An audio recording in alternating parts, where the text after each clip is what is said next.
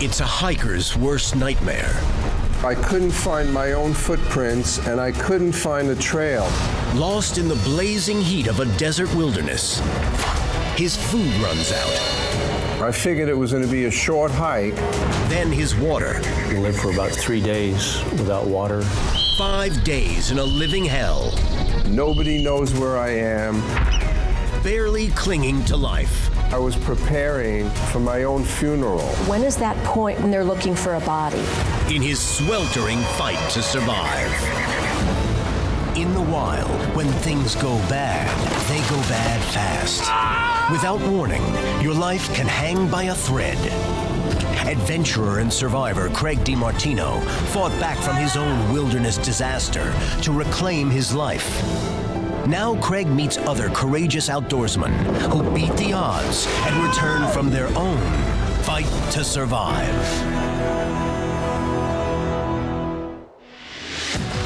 Hi, I'm Craig DeMartino.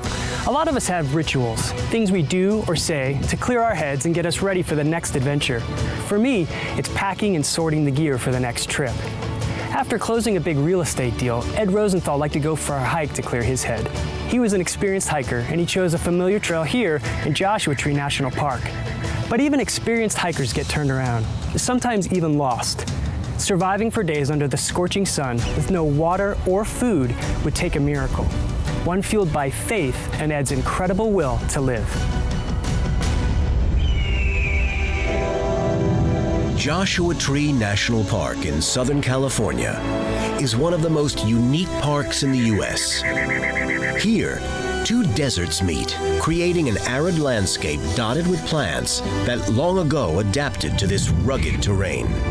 With over 550,000 acres of wilderness, hikers like Ed Rosenthal return again and again. For me, it's the desert. This time with Craig DeMartino. After a big real estate deal, you come out here. Is it the contrast of those two worlds? Like, tell me about that. Commercial real estate is very competitive. So there's the fact of relaxing after the deal. Ed's wife is never surprised by these trips.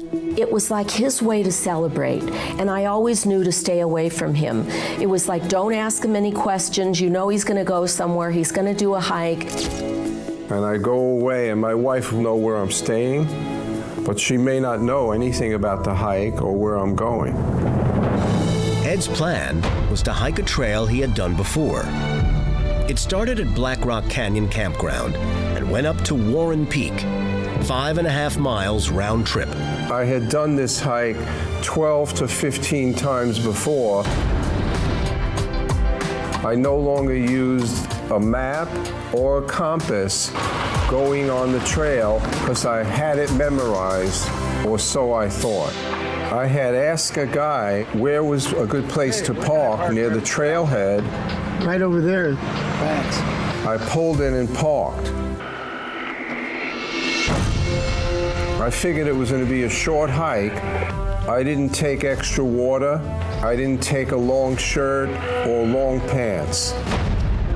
When Ed got to the trailhead, there was a coyote on it.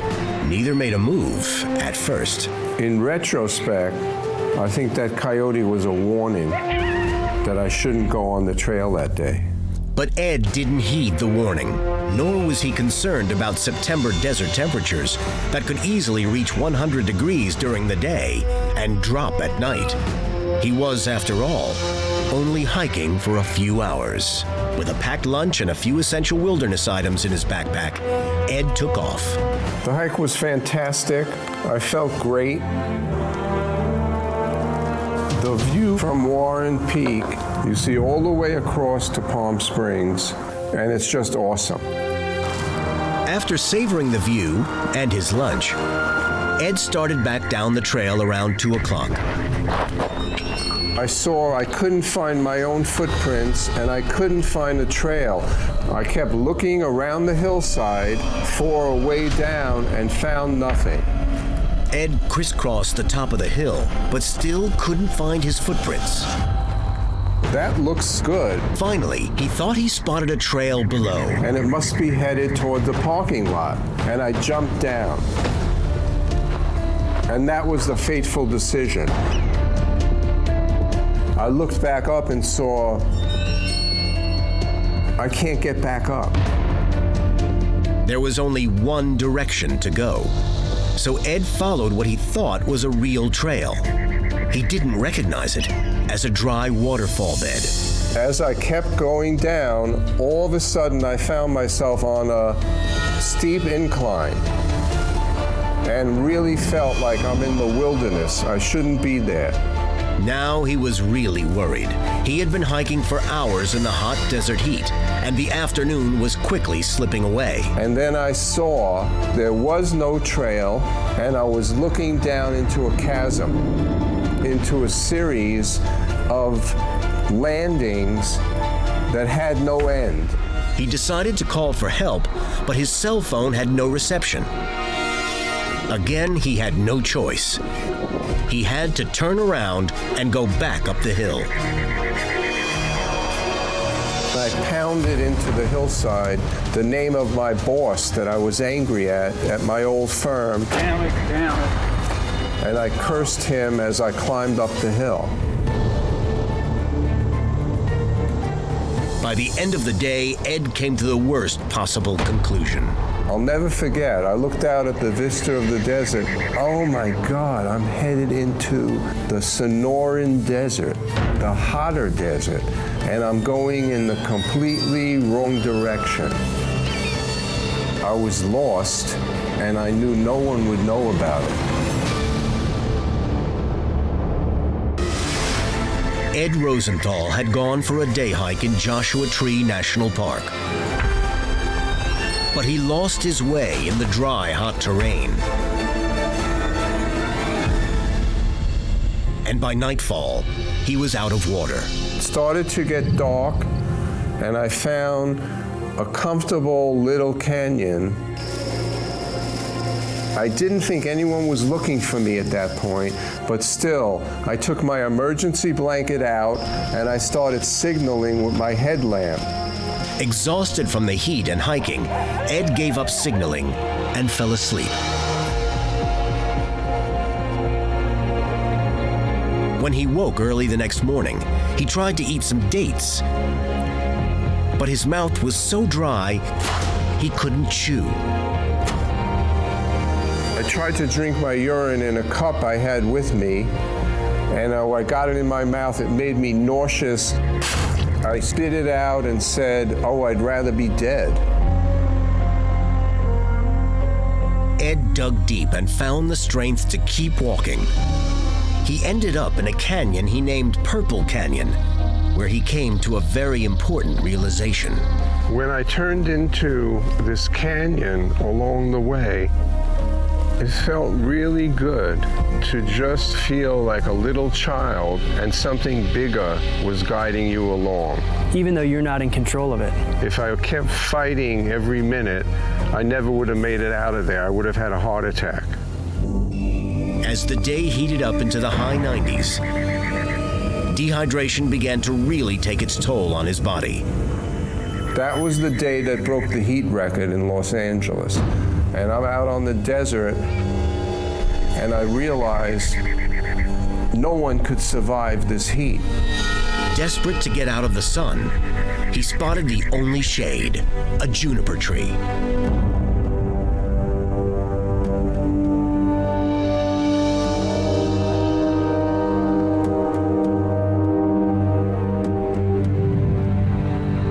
You were having dreams, and you were dreaming that you're in your regular life.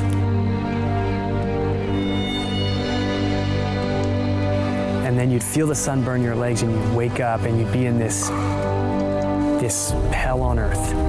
For me, that would be soul crushing. Fortunately, I was exhausted, and every time I woke up, I moved closer into the shade and fell asleep again.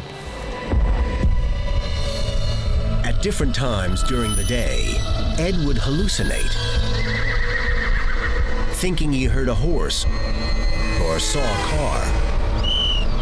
He would blow his whistle to get their attention.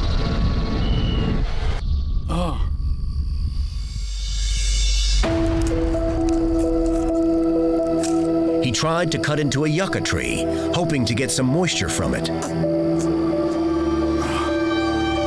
He didn't succeed. As the day turned into night, this canyon got very cold. I wrapped myself in the emergency blanket and I tried to sleep on my backpack. It felt like a blue chill was over the whole canyon and I couldn't sleep at all.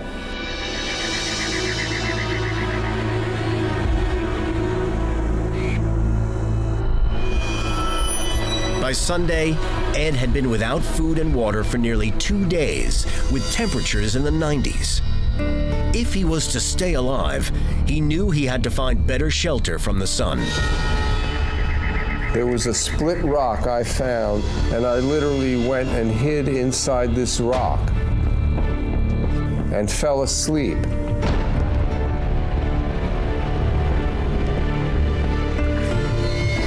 And finally, the sun came and hit me in my face, and I knew I'd broil under that rock. And I said to myself, oh my God, I don't know what the hell's gonna happen here. A hiker's worst nightmare. Getting lost in a desert with no cell signal on the hottest day on record. I'm out in this canyon. I better communicate to my wife and daughter. And I had a pen with me, so I started writing on my hat. The need to communicate with loved ones was just as strong with Craig after his accident. The one guiding force for me was getting back to my family, to be a dad again, to be a husband again. Is that what led you to write on the hat? I realized the seriousness of the situation. I have to tell them what they should do and how much I love them. What were some of the things you wrote? Dear Nicole and Hillary, I love both of you. I made a wrong turn. I may not make it out of here. It's like your last will and testament. Became my will, and I started to give instructions for exactly how to handle my death. While Ed was writing to his loved ones in despair, he had no idea he had been reported missing to park rangers. So you said the car's been here since Friday? Yes, it has. The investigation started with a camper who had made contact with Ed on Friday. Yeah, the first time I saw him was when he pulled up here asking for directions. And had also seen his vehicle there on Sunday and had never seen him again. Hello? It's a call no wife would ever want to receive. A park ranger reporting that her husband was missing. No, I haven't heard anything. It was a bad dream. You always hear about it, that it happens to somebody else, getting that type of phone call, and it was like, no, this isn't happening. After ruling out suicide and checking hospitals for injured hikers, a search and rescue operation was launched, both from the air and ground. The search was led by the National Park Service and grew to include multiple county search and rescue teams and many volunteers. Let's move out. Up to 60 rescuers a day started looking for Ed. You're gonna do a search of the area. If we can find a track, is there any evidence of where this person was or direction of travel? And if you're not having any luck, then you quadrant off sections and we start doing a grid search in those areas. Hey, this command post, this is 9R66 Moeller. Robert Moeller was one of the volunteers. You can live for about 3 days without water, but you can live for 3 weeks without food. So the number one element being lost really is water. By Sunday, Ed had been out of water for 3 days. But Deputy Brown knew the outcome of this search could not be predicted. Depends on their will to survive, their capability, how healthy they are. Every person is different, so I never underestimate what someone is capable of doing. Ed Rosenthal was in and bought a pair of hiking boots. Ed's wife did what she could to help. I knew the kind of boots that Ed wore. I knew that he always purchased them at one store. And so I called that store and I told them what had happened. I have a photo of him wearing the boots. They contacted the manufacturer. They were able to get the print from the bottom of the boot, which they then faxed directly to the ranger, so they knew what they were looking for in terms of, Ed's boots. But they didn't find Ed on Sunday or Monday. On Tuesday, the weather broke, and cloud cover cooled down the temperatures enough for Ed to feel he could make another move. I saw a lot of grass clumps available there that I could burn. And I used the end of these fire starters and I lit up this wall of plants, and the flames went pretty high. The fire burned for like 5-10 minutes, and then it went down. Well, that's the end of my fire starters. I wasn't sure if anyone had seen it. In fact, no one saw his flames. He would have to try to survive one more night, his 5th, cold and alone, with his body slowly shutting down. Ed Rosenthal had survived for 4 days without water. Search and rescue teams had been looking for him for 3. Time was definitely running out. I kept thinking to myself, when is that point where they make that decision to stop searching for a person and then they're looking for a body? On Tuesday, Deputy Brown, frustrated with the lack of results so far, decided with her sergeant and a volunteer to start their own search for Ed. Yeah, there he is. This wasn't protocol, but something they felt compelled to do. We went to the location where the vehicle had last been. We picked up track. Kind of going off in that direction. And we began searching. They were dogged. And we continued on the panorama loop. Ended up finding he had gone off the loop. He's coming right here. And started a downward descent. He came way out here. Wow. We found almost every single track from there. That's him. Because it's not a hike area. They followed Ed's tracks all night, putting their own lives at risk. By then, they were completely exhausted and out of water. We have coordinates on Rosenthal's last footprint. They had to call it quits and called in their GPS coordinates. 40 King is on their way. I'm ready for a helicopter ride. You and me both. I was exhausted and tired. I was told to go home and sleep. The search continued based on their last coordinates in the air and on the ground. Ed, now extremely weak from dehydration and heat stroke, could barely move. His organs were beginning to shut down. I found myself starting to leave all my possessions around me in a circle, almost like I was preparing for my own funeral. And I stayed inside that circle most of the day.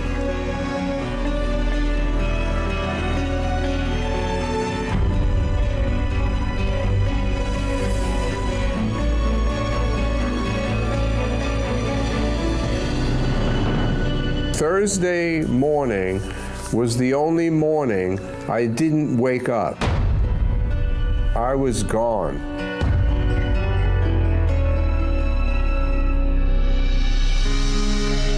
Hello, Mrs. Rosenthal. I want you to know that we've been searching for your husband day and night. I felt like this was going to be the last day. Excellent trackers searching for your husband. I know working in the medical field, to be without food and water for that many days is pretty impossible. Either there would be good news or there wouldn't be good news.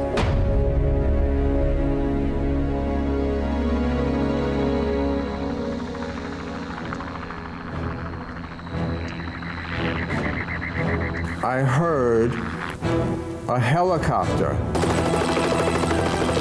And I opened my eyes and saw the metal of a helicopter right there in the canyon. I heard a guy say, "Hey, are you that Rosenthal that's out here?" Like I'm gonna say, "Oh no, he's over in the next suite." And I said, "Yes." He said, "Can you get up?" And I got up and I flopped over. The head ranger walked in. "We found him." We found your husband. I said to her, "Wait, is he alive?" "Yes, your husband is one tough guy." Thank you, thank you. It was really, really incredible. Ed was found outside the formal search grid because Deputy Brown's team's efforts pointed to a different direction. He had circled around for miles in the days he tried to find his way out. He was found 8 miles from where he left the trail, having descended 2,000 feet. If Ed hadn't been rescued that morning, in all probability, he would have died that day. They did find some heart damage, but I was very fortunate. I understand you're supposed to be dead if you're without water for 6 days. Ed, grateful to be alive, thought the best way to say thanks to everyone was to throw a party. We invited everybody from the search and rescue and all the people from the Park Service, and it was fabulous to see these people again and having it be under joyous circumstances. Ed believes there are lessons to share from his experience. He wrote a book, The Desert Hat, Survival Poems, that recalls his harrowing time in the desert. For you, you're this high-powered real estate guy, and now you're in this situation where you're this little thing. It's emotionally draining. It can crush you. And I tell people, even though I went through all of that, I wouldn't change it. The reason I feel I would never do anything different, I left the big shot and harder parts of my personality on the floor of that canyon, and I don't want them back. When Ed realized he was in trouble, he stayed calm and took logical steps to help find his way out. Like Ed, I know the will to live and return to one's family can be a powerful force. Sometimes visions of your own death can help keep you going and become one of the biggest survival assets in any fight to survive.